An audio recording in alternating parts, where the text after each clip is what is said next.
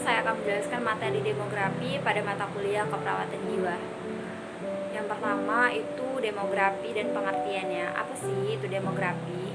Nah, demografi itu sendiri merupakan ilmu yang mempelajari tentang masalah kependudukan yang berhubungan dengan jumlah penduduk yang mendiami suatu wilayah pada jangka waktu atau periode tertentu.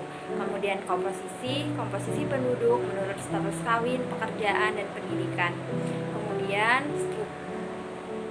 struktur distribusi penduduk menurut faktor biologi, sosial, ekonomi, rumah tangga, dan budaya. Kemudian yang terakhir adalah pertumbuhan, fertilitas, mortalitas, dan migrasi.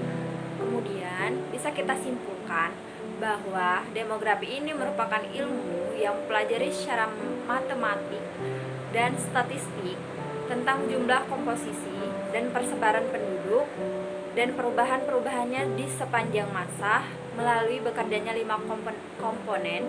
Yang pertama ada kelahiran atau fertilitas, kemudian ada kematian atau mortalitas, kemudian ada perkawinan, migrasi, serta mobilitas sosial. Kemudian kita masuk yang ke pembahasan selanjutnya, yaitu interaksi variabel demografi dan variabel pembangunannya. Yang pertama ada jumlah penduduk, pertumbuhan penduduk, dan komposisi penduduk. Yang kedua ada ekonomi sosial, budaya, politik, dan lingkungan alam. Kemudian yang ketiga ada kelahiran, kematian, serta migrasi. Kemudian di pembahasan selanjutnya ada transisi demografi, terbagi menjadi 4. Yang pertama ada selama berabad-abad itu angka kematian mendekati angka kelahiran atau sama-sama tinggi, sehingga jumlah pertumbuhan penduduknya itu kecil atau lambat. Ini terjadi pada fase pertama. Yang kedua adalah angka kelahirannya tetap tinggi, sedangkan angka kematiannya itu menurun drastis. Hal ini mengakibatkan terjadinya ledakan penduduk. Ini terjadi pada fase kedua. Kemudian yang ketiga ada angka kelahirannya itu menurun, sedangkan angka kematiannya sudah rendah, sehingga terjadilah pertumbuhan penduduk mulai terkendali tapi masih cukup besar. Ini terjadi pada fase ketiga. Kemudian yang keempat ada angka kelahiran dan kematian itu sama-sama sangat rendah, sehingga terjadi pertambahan penduduk sangat kecil.